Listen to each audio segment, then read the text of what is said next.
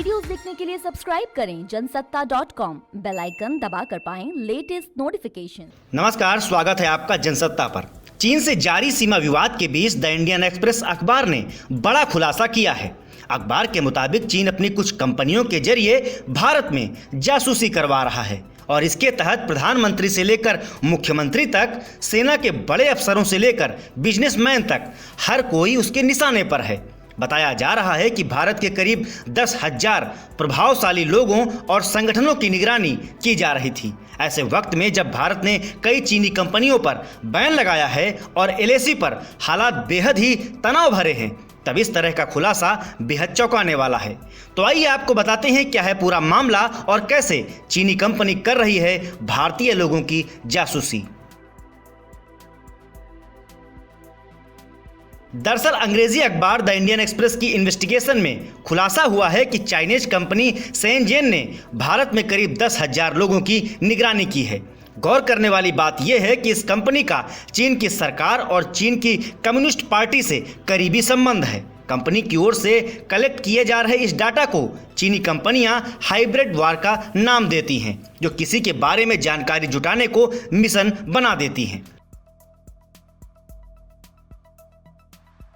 बता दें कि झेनझुआ data information technology company limited की ओर से जिन भारतीयों पर नजर रखी जा रही है, उनमें राष्ट्रपति रामनाथ कोविंद, प्रधानमंत्री Narendra Modi, chief justice of India, Congress अध्यक्ष सोनिया गांधी, ममता बनर्जी, उद्धव ठाकरे, नवीन पटनायक जैसे बड़े नेता शामिल हैं। इसके अलावा राजनाथ सिंह, पीयूष गोयल जैसे केंद्रीय मंत्री भी इस लिस्ट में हैं। सीडीएस बिपिन रावत समेत कई बड़े सेना के अफसर भी चीनी कंपनी के निशाने पर हैं।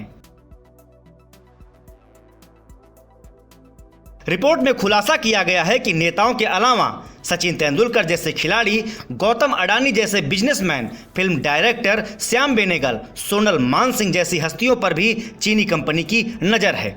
यही नहीं, इस लिस्ट में करीब 5 पूर्व प्रधानमंत्री, 20 से अधिक मुख्यमंत्री, राजनीतिक दलों के प्रमुख, मौजूदा सेना प्रमुख के अलावा करीब 1 दर्जन पूर्व प्रमुख, सांसद, अलग अलग मंत्रालयों में काम करने वाले बड़े अधिकारी शामिल हैं। मतलब चीनी कंपनी ब्यूरोक्रेट्स, जज, साइंटिस्ट, शिक्षाविद, पत्रकार, एक्टर्स, खिलाड़ी, धार्मिक लोग और एक्टिविस्ट तक की जानकारी जुटा रही है। इतना ही नहीं, वित्तीय अपराध, भ्रष्टाचार, आतंकवाद और मादक पदार्थों, सोने, हथियारों या वन्य जीवों की तस्करी के सैकड़ों अभियुक्त भी उसकी लिस्ट में शामिल हैं।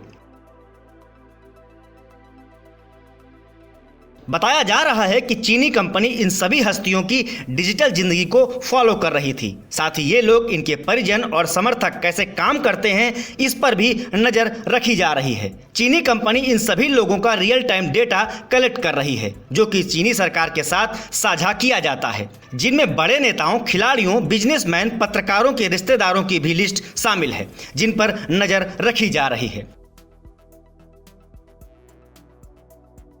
गौरतलब है कि 2 महीनों में द इंडियन एक्सप्रेस ने बिग डेटा टूल्स का उपयोग करते हुए झेनहुआ के ऑपरेशन से जुड़े मेटा डेटा की जांच की। इसमें बड़े पैमाने पर लॉग फाइल के डंप से भारतीय संस्थाओं से जुड़ी जानकारी निकाली गई। कंपनी ने इसे ओवरसीज की इंफॉर्मेशन डेटाबेस यानी कि OKIDB का नाम दिया था। इस डेटाबेस में एडवांस लैंग्वेज टारगेटिंग और क्लासिफिकेशन टूल्स का इस्तेमाल किया गया। इसमें सैकड़ों एंट्रीज बिना किसी स्पष्ट कारण के दर्ज हुई हैं। उधर द इंडियन एक्सप्रेस के सवालों का जवाब देते हुए दिल्ली में चीनी दूतावास के एक सूत्र ने कहा, चीन ने कंपनियों या किसी व्यक्ति को चीन सरकार के लिए बैकडोर या स्थानीय कानूनों का उल्लंघन करके अन्य देशों के लोगों का डेटा, सूचना और खुफिया जानकारी जुटाने या देने के लिए कभी नहीं कहा है। हालांकि इस खुलासे के बाद चर्चा शुरू हो गई है, क्या चीन सीमा के साथ साइबर के दुनिया में भी भारत से विवाद मोल लेना चाहता है? फिलहाल इस मसले पर क्या है आपकी राय, हमें बताएं कमेंट बॉक्स में। साथ ही साथ देश दुनिया से जुड़ी हर खबर के लिए बने रहिए जनसत्ता के साथ। नमस्कार।